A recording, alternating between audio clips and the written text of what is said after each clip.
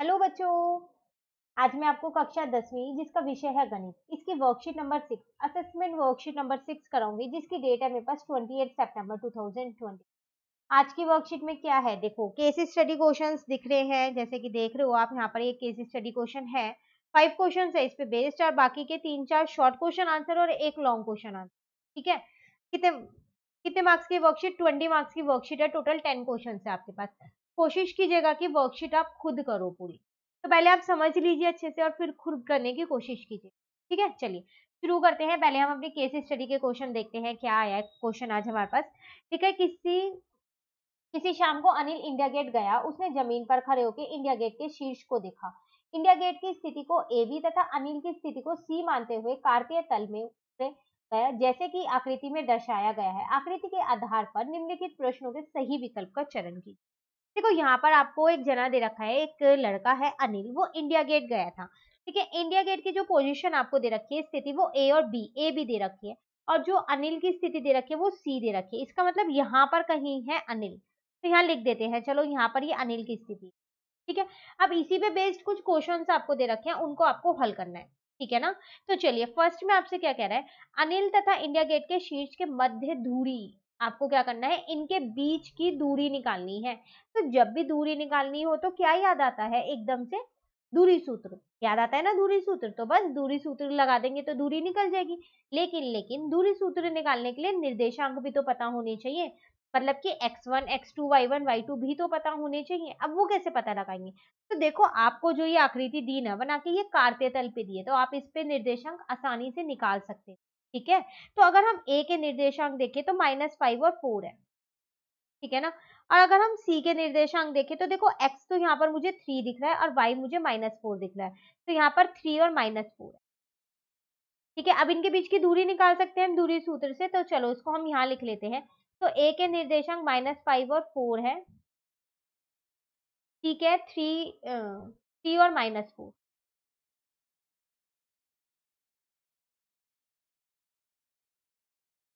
ठीक है ना। अब इनके बीच की दूरी निकालनी है, तो दूरी सूत्र होता है मेरे पास x2 - x1 का whole square plus y2 - y1 का होल स्क्वायर। ठीक है, तो 3 + 5 का होल स्क्वायर हो जाएगा और यहाँ पर कितना हो जाएगा, -4 का होल स्क्वायर, अंडर रूट ऐसे ही रहेगा। 3 + 5 8 हो जाएगा, 8 का स्क्वायर 64, -4 -8 हो जाएगा, -8 का स्क्वायर भी 64 ही आने वाला है। तो ये आपके पास आ जाएगा 128 अंडर रूट में। अब हम इसके क्या करते हैं, यहाँ गुणनखंड कर लेते हैं। तो 2 की टेबल में ये 64 पे, 2 की टेबल में 32 पे, 2 की टेबल में 16 पे, 2 की टेबल में ये 8 पे, 2 की टेबल में ये 4 पे, 2 की टेबल में 2 पे, 2 की टेबल में 1 पे। ठीक है, कितने के जोड़े बने, 1 2 3, 3 के जोड़े तो पूरे पूरे बन गए, तो उनको रूट से बाहर निकाल लेते हैं, एक √2 अंदर रह जाएगा। तो 2 2 जा 4 2 जा 8, 8 √2 आपका यहाँ पर आंसर। ऑप्शन चेक करो है या नहीं है, बिल्कुल है। क्लियर। चलिए दूसरा क्वेश्चन देखते हैं। कह रहा है रेखाखंड AC को बिंदु D निम्न अनुपात में विभाजित करता है। अनुपात आपको बताना है। कह रहा है रेखाखंड AC है, इसमें जो ये D है इसको विभाजित कर रहा है ना, दो भागों में बांट रहा है, तो वो अनुपात बताना है आपको। तो देखो अगर मैं D के निर्देशांक देखूं तो वो -1 और 0 होंगे। क्यों? क्योंकि ये x अक्ष पे है।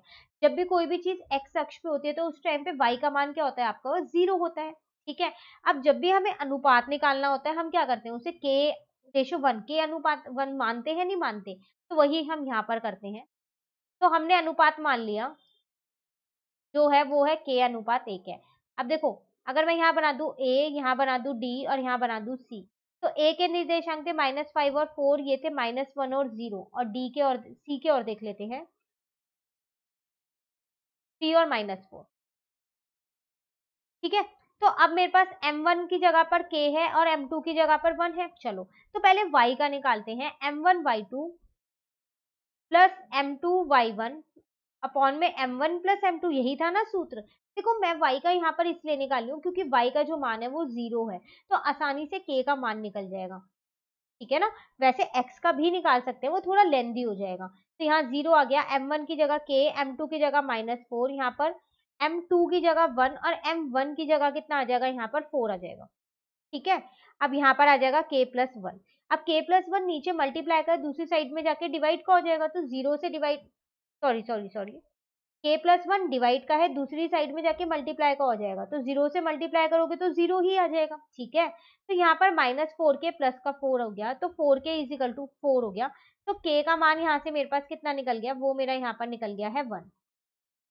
तो अनुपात माना क्या था, k अनुपात k/1 था ना, तो 1 और 1, यही आपका यहाँ पर क्या आ गया है, ये रहा आंसर।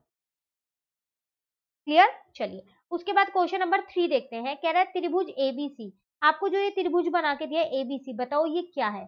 समद्विबाहु समकोण त्रिभुज है, विषमबाहु समकोण त्रिभुज है, या समद्विबाहु न्यूनकोण त्रिभुज है, या फिर विषमबाहु न्यूनकोण त्रिभुज है।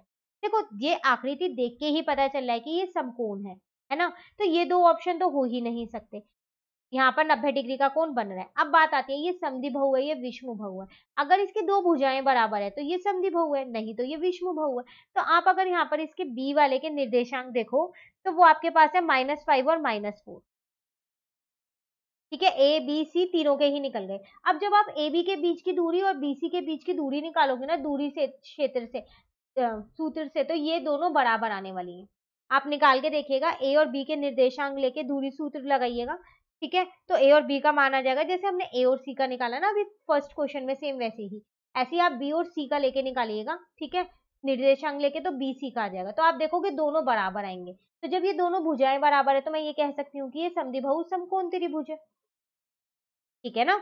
अब एक और चीज यहाँ पर देखो, जब ये एक त्रिभुज है, इसके तीनों कोणों का योग कितना होता है, 180। अब एक 90 डिग्री है, तो जब ये दोनों भुजाएं बराबर हैं तो फिर इसके जो सम्मुख कोण है वो तो बराबर होंगे, होंगे नहीं होंगे। तो इसका मतलब ये 45 होगा और ये 45 होगा, क्योंकि 90 डिग्री तो पूरा हो चुका है, बाकी का 90 डिग्री बचा, तो 45-45 में मैंने बांट दिया है, ठीक है। चलिए अब आगे करते हैं। क्वेश्चन नंबर 4 कह रहा है सुमेधा अनिल तथा इंडिया गेट के एकदम बीच में खड़ी है, सुमेधा की स्थिति के निर्देशांक।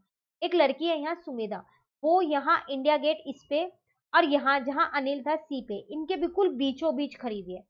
तो मध्य बिंदु सूत्र से मैं यहाँ पर इसके निर्देशांक निकाल सकती हूँ, क्योंकि वो बीच की बात कर रहा है ना। तो कैसे निकालेंगे देखो, -5 + 3 अपॉन में 2 आ जाएगा, x1 + x2 अपॉन में 2 और y1 + y2 अपॉन में 2, तो -4 -4 अपॉन में 2, तो -2 अपॉन में 2 आएगा तो -1, और -8 अपॉन में 2 आएगा तो -4। तो ये आपका आंसर आ गया सी। क्लियर। चलिए आ जाते हैं क्वेश्चन नंबर 5 पे। यहाँ कह रहे हैं साइन सी का मान निकालिए। तो देखो सी तो यहाँ पर है ना, और साइन सी, अब मैं सी की जगह पर 45 लिख सकती हूँ, क्योंकि सी का मान 45 डिग्री है, और साइन 45 होता कितना है, 1/√2। तो अगर आपको वो तालिका याद है तो आप इजीली कर पाओगे, वरना आप ये ऐसे साइन 45, कॉस 45, टेन 45 के मान नहीं कर पाओगे, ठीक है। तो इसलिए तालिका याद करना बहुत जरूरी, ठीक है। चलिए उसके बाद आते हैं हम अगले क्वेश्चन पे। क्वेश्चन नंबर 6 है, कह रहे दी गई आकृति के लिए x का मान ज्ञात कीजिए। आपको यहाँ x का मान निकालना है। देखो एक थीटा आपको यहाँ दे रखा है 30, ठीक है। तो चलिए यहाँ देखते हैं कैसे करेंगे। तो पहले यहाँ पर लिख लेते हैं, हमारे को एक ये आकृति दे रखी है,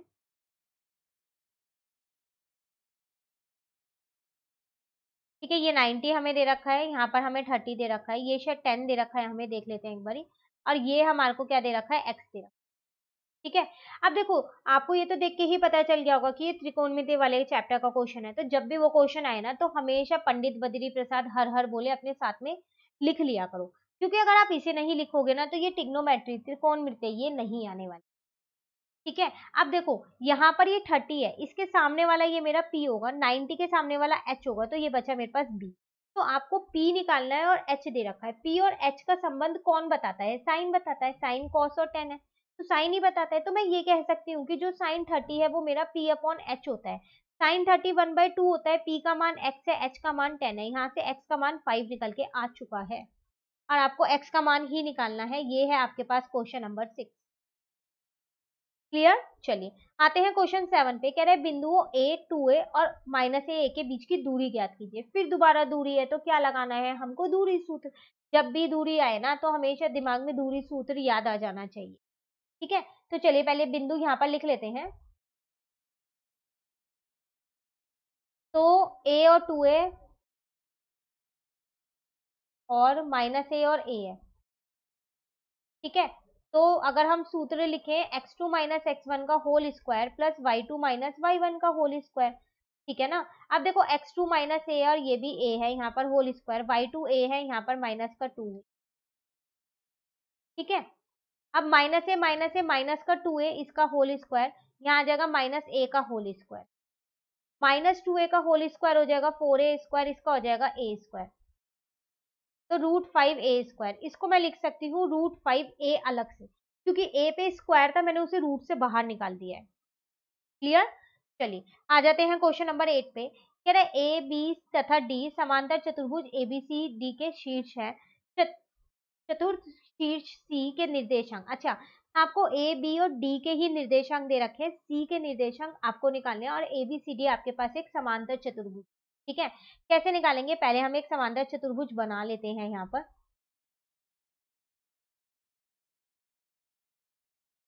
तो यहाँ नाम देते हैं ए, यहाँ नाम देते हैं बी, यहाँ नाम देते हैं सी, यहाँ देते हैं डी। देखो सी नहीं पता, उसको एक्स और वाई मान लो। फिर ए के मुझे पता है कितने हैं, -1 और 0 और 3 और 1,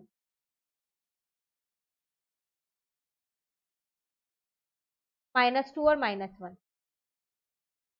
ठीक है, तो अगर मैं इसके अंदर विकर्ण बना दूं इसके, तो आपको पता है कि जो ओ ए है वो ओ सी के बराबर है, और जो ओ बी है वो ओ डी के बराबर है ना, दोनों बराबर है।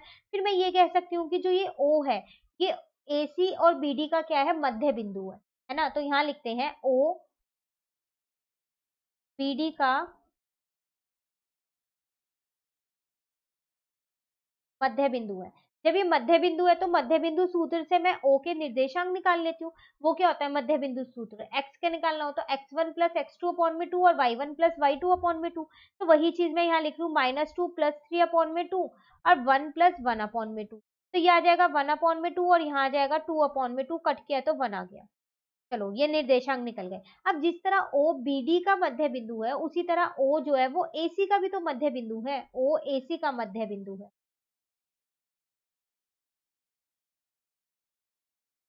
ठीक है, तो अब यहाँ पर आप देखो, यहाँ पर O है, सेम वही सूत्र लगाते हैं, x1 प्लस x2 अपॉन में 2 और y1 प्लस y2 अपॉन में 2।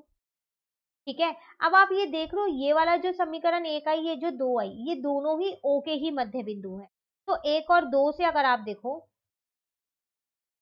तो दोनों को मैं बराबर रख सकती हूँ, x को x के बराबर। तो 1/2 को मैंने क्या किया, -1 प्लस x अपॉन 2 के बराबर रख लिया, इसको इसके बराबर रखा है और इसको इसके बराबर रखा है। ठीक है, तो यहाँ पर 1 is equal to 0 plus y upon में 2 कर दिया। ठीक है ना, इस 2 से ये 2 कट गया, x का मान कितना आ गया, 1 आ गया। ये 2 दूसरी साइड पे गया मल्टीप्लाई का, तो y का मान कितना आ गया, 2 आ गया। तो c के निर्देशांक कितने आ गए, 1 और 2 आ गए। यही आपका आंसर है। क्लियर? चलिए आ जाते हैं नेक्स्ट क्वेश्चन पे। कह रहा है यदि साइन थीटा √3/5 है, तो tan theta minus sec theta ज्ञात कीजिए। अगेन त्रिकोण मिलते हैं। साइन थीटा दे रखा है, टेन थीटा और सेक थीटा का मान माइनस करके ज्ञात करना है। तो देखो यहाँ लिखते हैं इसको,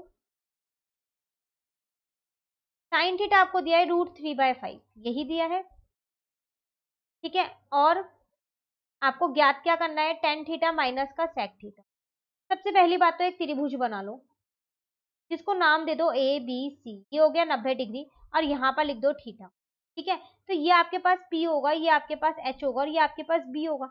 अब बात करते हैं हम अपने पंडित बद्री प्रसाद हर हर बोले की। ठीक है, जिसमें ये साइन, ये कॉस, ये टेन होता है।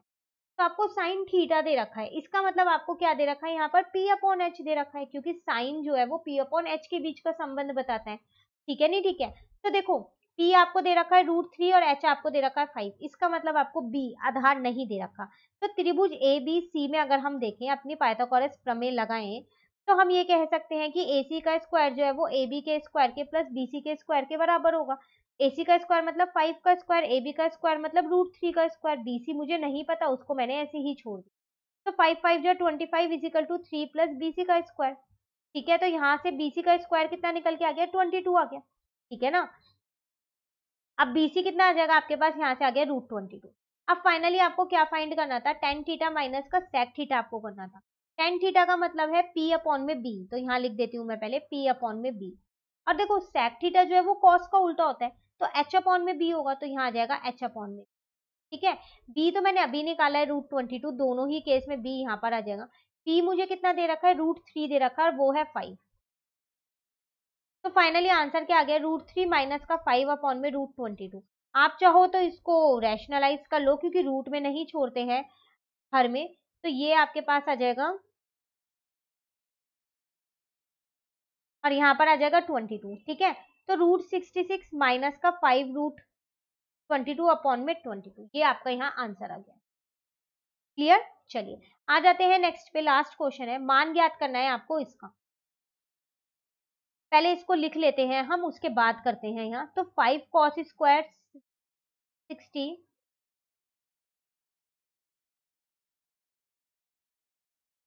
Plus 4 cot square 45 minus sec 60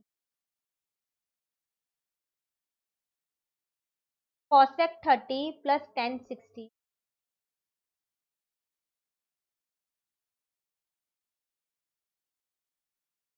plus sine 45। ठीक है, अब क्या करना है, देखो इन सब के मान हमें पता है, हमने तालिका की थी अपनी लास्ट वर्कशीट में, की थी ना। तो 5 ऐसे ही रहने दो। कॉस 60 कितना होता है 1/2, तो उसका स्क्वायर हो जाएगा। कॉट 45 कितना होता है 1, तो 1 का स्क्वायर हो जाएगा। सेक 60 कॉस का उल्टा होता है तो 2 हो जाएगा, ठीक है। कॉसेक 30 साइन का उल्टा होता है, तो साइन 30 1/2 होता है तो ये 2 होगा। टेन 60 √3 होता है आपके पास, साइन 45 जो है वो 1/√2।